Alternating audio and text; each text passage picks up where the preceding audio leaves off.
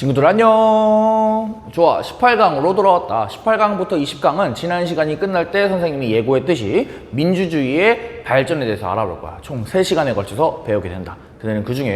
오늘은 그중에 첫 번째 이승만 정권에 대해서 공부를 해볼 거야. 교과서는 106부터 108페이지다.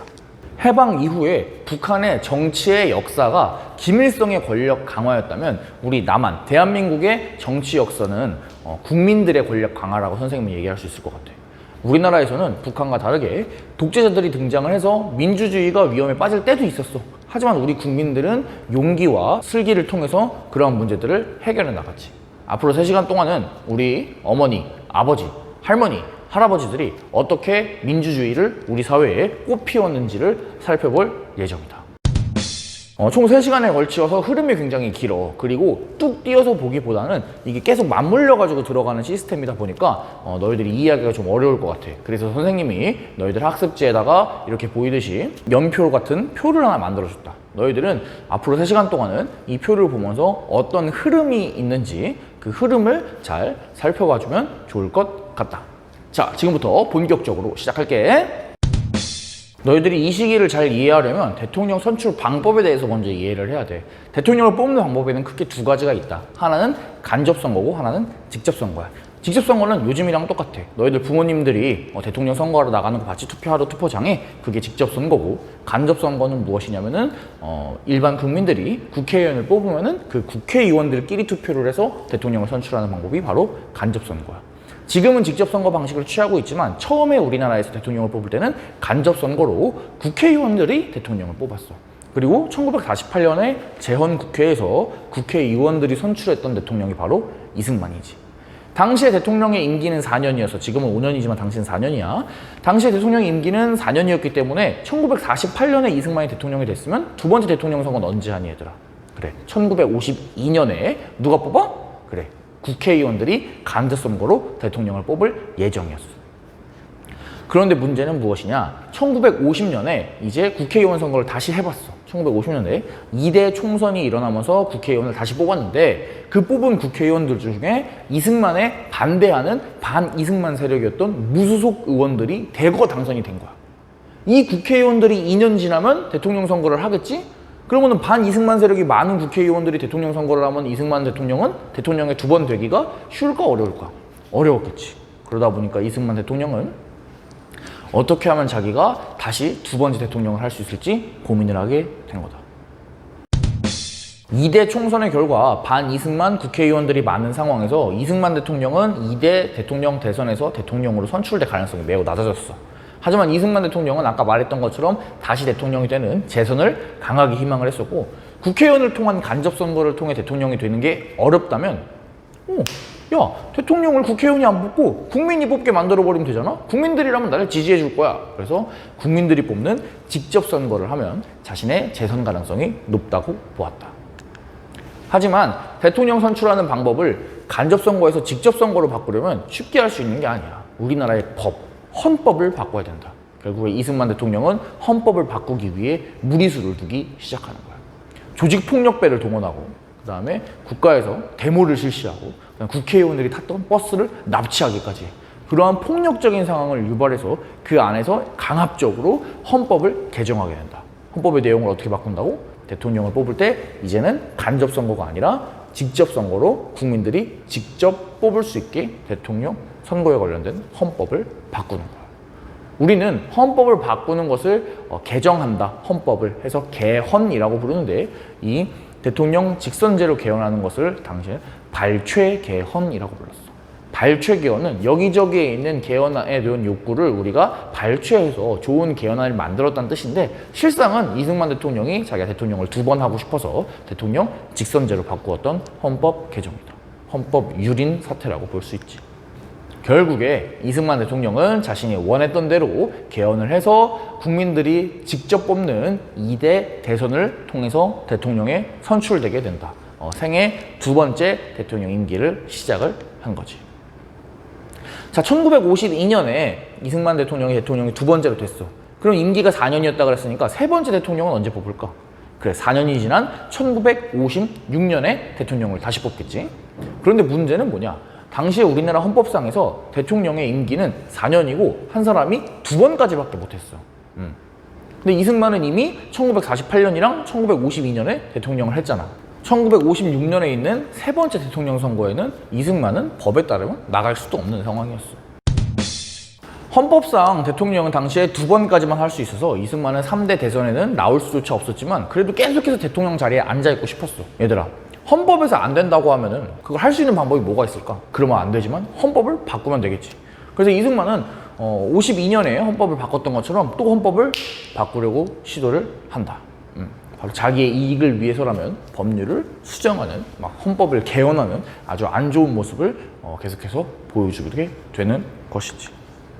그래서 이승만이랑 이승만을 지지하던 국회의원들은 당시에 헌법을 바꾸기 위해서 개헌을 시도하게 된다. 그 개헌의 내용은 초대 대통령에 한해서 이승만밖에 안 되는 거지. 첫 번째 대통령은 횟수 제한 없이 대통령을 할 수 있다라고 하는 조항을 헌법에 넣으려고 했던 거야. 그런데 헌법을 바꾸려면은 국회의원의 3분의 2 이상이 이 헌법 개헌안에 찬성을 해야 된다. 당시에 국회에서는 국회의원이 총 203명이었어. 이 203명을 3분의 2 하면은 135.333333 정도가 나와. 그래서 135.33333 이상의 국회의원들이 여기에 찬성을 해야지만 개헌안이 통과가 되게 된다. 그런데 막상 투표를 해보니까, 드라마도 이런 드라마가 없어 얘들아. 딱 투표를 해보니까 찬성하는 국회의원의 숫자가 135명이었던 거야. 너희들 생각해봐. 135.333333 이상이 되어야지 개헌안이 통과가 되는 거야. 그런데 찬성표가 135표가 나왔어. 그럼 0.333333표가 모자라잖아, 그지? 그러면 이거는 통과가 된 거니 안 된 거니? 135.333 이상인데 135표가 나왔어. 그럼 통과된 거야 안 된 거야? 통과 안 된 거잖아, 그지? 그게 맞겠지. 그런데 당시에 정말 이해할 수 없는 아주 굉장한 논리를 이승만과 그 지지자들은 펼치게 된다. 그것이 바로 4.4.5입 개헌이다. 그런데 결론부터 이야기하자면 초대 대통령은 횟수 제한 없이 대통령이 나올 수 있다라고 하는 이 헌법의 내용은 통과가 돼서 개정이 돼.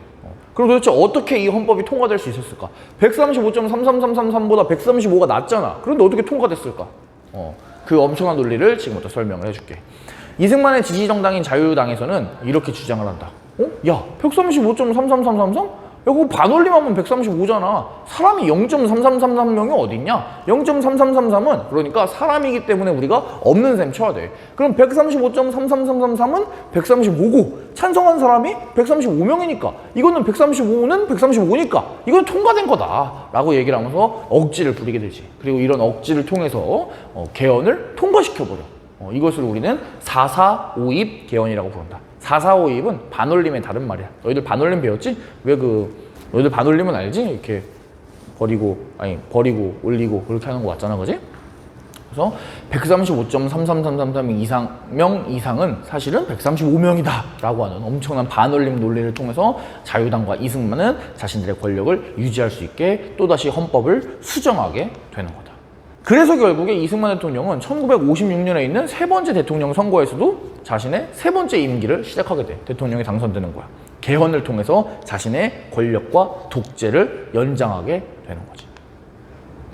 그런데 예전이랑 달라. 이제 국민들도 이승만 대통령이 그래도 초대 대통령인데 세 번 너무 많지 않아? 그럼 자기 대통령 너무 하고 싶어서 헌법을 너무 막 바꾸는 거 아니야? 막 이런 생각을 사람들이 하게 되는 거야.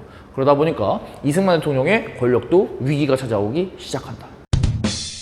이승만 대통령은 이러한 자기의 권력에 대한, 자기의 독재에 대한 불만을 억누르려고 했어. 그래서 여러 가지 사건을 일으키는데, 첫 번째는 보안법을 강화한다. 보안법은 너희들 국가보안법 이런 것도 들어봤지? 그것처럼 북한과 관련된, 그리고 어떤 정부를 음해하려고, 정부를 공격하려고 하는 사람들에 대한 그런 법인데, 그런 법률을 강화해서 자기에 대한 비판을 막으려고 노력했던 거야. 두 번째로는 자기를 비판하는 언론들을 탄압하기 시작했어. 언론은 사회에서 여론을 조성하잖아. 그러한 언론들을 비판해서 자기에게 안 좋은 목소리가 나오지 않도록 유도했던 거야. 세 번째는 진보당 사건이라고 하는 거야. 이승만의 지지 정당이 자유당이었다면 이승만에 반대되는 당시의 야당이 진보당이었는데 그 진보당에 관련된 사건을 일으켜서 자신의 권력을 강화했던 거죠. 어떤 사건이었는지 설명을 해줄게. 진보당 사건이 일어나려면 그 배경을 살펴보아야 되는데 진보당의 대표는 바로 조봉암이라고 하는 사람이었어. 이 조봉암이라고 하는 사람은 2대 대통령 후보에 출마를 했었어. 그런데 2대 대통령 선거에서는 이승만에 비해서 터무니없이 적은 표를 받았다. 그런데 3대 대통령 선거, 1956년 3대 대통령 선거에서는 이승만 대통령의 표를 많이 따라잡은 거야. 그래가지고 이승만과 자유당 정권에 위협이 되었다. 1960년에도 4대 대통령 선거가 있었을 때 진보당과 조봉암이 이승만 대통령에 큰 위협이 될 수도 있는 상황이었던 거야. 결국에 자유당 정권과 이승만 대통령은 이 조봉암을 간첩 혐의를 이렇게 샥 뒤집으시고 조봉암 너 북한이랑 내통한 간첩이지 나쁜 놈 하면서 조봉암을 사형시켜버린다. 그리고 진보당을 해산시켜버려. 그러니까 자기의 정치적인 라이벌을 사형시켜버린 거지. 정치적 라이벌 정당은 해산시켜버리고. 그럼 실제로 조봉암 씨는 북한이 보낸 간첩이었을까? 북한이랑 내통해서 우리 대한민국 정부를 무너뜨리려고 했던 사람이었을까? 2011년에 대법원에서 재심 결과가 나오는데 그 결과 진보당과 조봉암 씨는 무죄 판결이 나왔어요. 그러니까 결국에 이승만 대통령은 자신의 권력을 연장하고 싶어서 상대 정당 그리고 그 정당의 지도자를 누명을 씌워가지고 공격하고 목숨까지 앗아간 그런 나쁜 짓을 했다고 볼 수 있지. 진보당 사건을 일으켜서 진보당의 대표였던 조봉암 씨는 사형시키고 진보당은 해산시켰어. 이제 이승만과 자유당을 막을 수 있는 사람은 없었던 것처럼 보였어. 그럼 이 이승만과 자유당은 1960년에 있을 4대 대선에서는 걱정 없이 대통령 선거에 임할 수 있었을까? 아니었어. 1960년에 4대 대통령 선거는 굉장히 중요한 포인트가 있었는데 무엇이냐면 당시 대통령의 선거의 시스템이었어. 지금은 부통령이 없잖아 얘들아. 근데 당시에는 부통령이 있었어. 그래서 대통령이랑 부통령을 같이 뽑는데 대통령이 만약에 죽을 경우에 부통령이 대통령 자리에 올라가는 시스템이었어. 그런데 1960년에는 이승만 대통령의 나이가 85살이었어. 지금도 85살이면 굉장히 나이가 많은 할아버지인데 당시에 85살이면 얼마나 나이가 많은 사람이었겠니. 이승만 대통령이 건강하면 상관없지만 나이가 워낙 많기 때문에 이승만 대통령의 건강에 문제가 생겼을 때를 대비해야 되는 상황이 된 거지. 결국에 이승만과 자유당은 1960년에 있을 4대 대선에서 무슨 수단을 써서라도 부통령 선거에서까지 더블로 승리를 해야 되는 상황이었어. 실제로 당시에 부통령은 이승만에 반대하는 민주당 계열의 부통령이었고 이러한 상황에서 지금은 부통령은 뭐 반대해도 상관없지만 1960년 대선에서만큼은 이승만에 무슨 일이 생길 수도 있으니까 무조건 부통령까지도 자유당에서 나와야 되는 상황이었던 거지. 자, 이제 그런 상황에서 1960년에 4대 대선을 치르게 된다. 대통령 선거 같은 경우에는 이승만의 반대에서 나왔던 후보가 갑작스럽게 사망하면서 이승만의 대통령이 당선이 뭐 거의 확실시되는 상황이었어. 이런 상황에서 진짜 문제는 부통령을 어떻게 자유당에서 당선시키냐라고 하는 것이었지.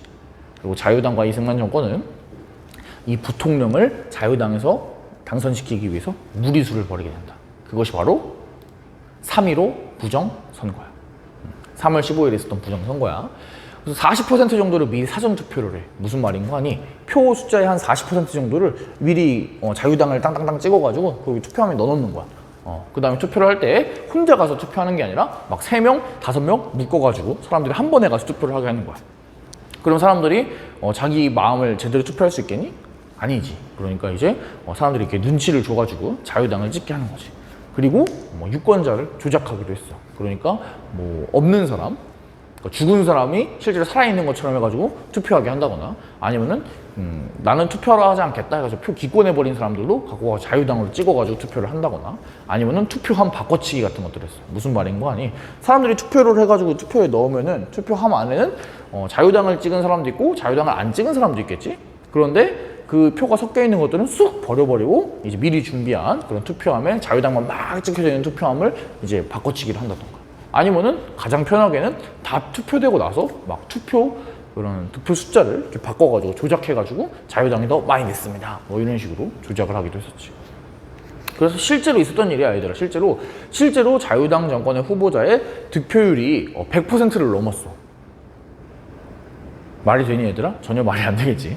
100%를 넘어서 그거를 이제 79%로 하향 조정하는 그런 웃지 못할 사건까지 벌어지게 된다. 정말 명백한 부정선거가 1960년 선거에서 있었던 거야. 왜?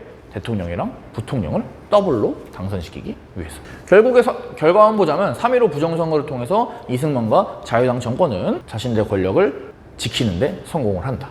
재집권하는데 성공을 한다. 하지만 우리 국민은 거기서 멈추지 않았다. 부정선거를 규탄하는 시위가 전국적으로 벌어지게 돼. 여기 보면은 부정선거 몰아내어 민주정의 바로잡자 뭐 이런. 그래서 전국적으로 부정선거를 규탄하는 시위가 발생하게 된다. 그리고 이러한 상황에서 이 전국적인 시위를 더욱더 강하게 일으키게 되는 사건이 있으니 바로 김주열 학생의 시신이 마산 앞바다에서 발견되게 된다.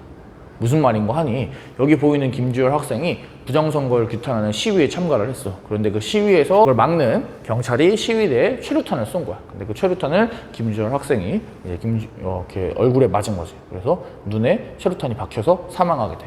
그 김주열 학생의 시신을 바다에다가 버렸는데 그 바다에서 시신이 떠오르게 된 거지. 그래서 굉장히 잔인하게 사망한 김주열 학생의 시신을 보고 국민들의 여론은 들끓기 시작해. 당시 사진인데 선생님이 너무 잔인해가지고 얼굴 부분은 모자이크를 했어. 그래서 결국에 4월 19일을 중심으로 전국에서 각계각층의 사람들이 혁명을 일으키게 된다. 민주정부를 다시 세우자. 우리 민주주의를 지켜내자. 이건 독재다. 이건 부정선거다. 이승만 정권 물러나라. 이렇게 얘기를 하면서 사람들이 혁명을 일으키게 된다. 여기 보면은 맨 왼쪽에는 학생들이 어깨를 걸고 가면서 교복 입은 학생들이 민주주의 사수하라 이런 것들이 있고, 그 옆에 보면은 나이가 많은 사람이 태극기를 들고 이승만 대통령 하야하라, 하야한다는 건 이제 물러나라 이런 뜻이야. 그리고 그 아래에 보면은 애기들이네, 그지? 초등학생 정도로 보인다. 초등학생 정도 되는 사람들이 이렇게 막 어깨를 걸고 뭐라고 써있니? 부모 형제들에게 총뿌리를 들이대지 말라 이렇게 얘기를 하고 있었어. 당시 이승만 정부와 자유당 정권에서 굉장히 강경 진압을 했었거든. 김주열 학생이 막 사망할 정도니까. 그 다음에 그 옆에 보면 또 동대문으로 보인다 얘들아, 그지? 그 동대문 앞에 자유, 정의, 진리, 그 다음에 민주, 역적 몰아내자. 민주, 역적은 아마 자유당을 얘기하는 것 같아. 그런 식의 전국적인 혁명이 일어나게 된다. 결국에 4.19 혁명을 통해서 이승만 대통령은 그러면 나는 대통령에 물러나겠습니다 라고 하면서 하야하게 되고 하와이로 망명을 하게 된다. 결국 이 4.19 혁명이라고 하는 거는 3.15 부정선거에 대항해서 학생과 시민들이 중심이 되어서 독재 정치를 무너뜨린 민주주의 혁명이라고 말할 수 있는 거지. 4.19 혁명을 통해서 이승만 대통령과 자유당 정권을 몰아냈어. 그럼 그 다음엔 어떻게 됐을까? 그 다음에는 장면 내각이 들어서게 된다. 장면은 여기 보이는 사람 이름이야. 그지? 장면이라고 하는 국무총리를 중심으로 하는 내각 책임제로 헌법이 바뀌게 돼. 우리가 여태까지 대통령 중심으로 나라를 운영하다 보니까 이거 독재도 생기고 좀 문제가 많다. 우리 이런 문제를 극복하기 위해서 이번에는 국무총리를 중심으로 한번 나라를 운영해보자 라고 해서 국무총리를 중심으로 하는 그런 헌법을 바탕으로 해서 장면이라고 하는 국무총리가 이끄는 내각, 정부가 수립되게 되는 거야. 참고로 대통령은 다른 사람이었어. 윤보선이라고 하는 사람인데 이 당시 대통령의 권력이 약했다. 그래서 장면이라고 하는 사람이 이끄는 정부가 들어서게 됐다라고 생각하면 될 것 같아. 오늘의 내용을 정리를 해볼게. 오늘의 내용을 그림으로 한번 보도록 하자. 1948년에 대한민국 정부가 수립되면서 대한민국 최초의 선거였던 50총선거를 통해서 재헌국회에 국회의원들이 뽑히게 돼. 이 국회의원들은 1948년에 우리나라 초대 대통령으로 이승만을 선출하게 된다. 48년에 이승만이 초대 대통령이 되는 거야. 첫 번째 대통령. 자, 당시 대통령 임기는 4년이었으니까 1952년에 2대 대통령 선거를 하겠지. 그런데 당시에 대통령은 직접 선거가 아니라 간접 선거. 그런데 1950년도에 있었던 국회의원 선거에서 이승만에 반대하는 사람들이 국회의원이 많이 되다 보니까 1952년에 있을 두 번째 대통령 선거에서 이승만은 두 번째 당선되기가 어려웠지. 결국에 그는 자신의 당선을 위해서 헌법을 바꾸려고 노력해. 결국 당시의 대통령 선거를 간접 선거에서 직접 선거로 헌법을 바꿔버리는 개헌을 하게 되니 그것이 바로 왼쪽에 보이는 발췌 개헌이다. 발췌 개헌을 통해서 1952년에 이승만 대통령은 두 번째 대통령에 당선되는데 성공한다. 두 번째 대통령에 당선됨으로써 당시의 헌법에 대통령은 두 번까지밖에 할 수 없다고 되어 있기 때문에 이승만은 앞으로는 대통령을 할 수가 없었어. 하지만 이승만은 1956년에 있을 3대 대통령 선거에도 나가고 싶었어. 계속해서 대통령을 하고 싶었거든. 그런데 헌법에서 할 수 없다고 돼 있었어. 그럼 이승만 대통령이 선택한 방법은 뭐였을까? 맞아. 발췌 개헌처럼 또다시 한번 개헌을 하는 거야. 그래서 이승만은 1956년에 초대 대통령에 한해서는 무한으로 대통령을 할 수 있다라고 하는 내용을 개헌으로 하려고 한다. 하지만 그 개헌은 135.33333 중에 135명만 찬성을 함으로써 통과될 수가 없었지. 하지만 반올림을 하면 된다라고 하는 엄청난 논리를 통해서 4.4.5입 개헌이 발생하게 되고 첫 번째 대통령에 한해서는 제한 없이 대통령을 할 수 있다라고 하는 조항이 통과되게 된다. 결국 이승만은 1956년에 이승만이 세 번째 대통령을 시작하게 된다. 하지만 이승만이 대통령을 세 번이나 하다 보니까 이승만에 대한 불만 세력들이 굉장히 많았어. 그러한 불만을 누르기 위해서 이승만은 여러 가지 정책을 펼쳤는데 첫 번째 보안법을 강화해서 자기를 비판하는 사람들을 보안법으로 공격하고 두 번째 자기에게 비판적인 언론을 탄압했다. 그리고 세 번째 진보당 사건이었어. 자기의 라이벌 정당을 해산시키고 그 정당의 대표를 사형시켜버리는 불법 행위였지. 그리고 맞이한 1960년 네 번째 대통령 선거에서 이승만과 자유당 정권은 한 가지 위기에 봉착하게 돼. 무엇이냐면 이승만 대통령의 나이가 너무 많다는 거였어.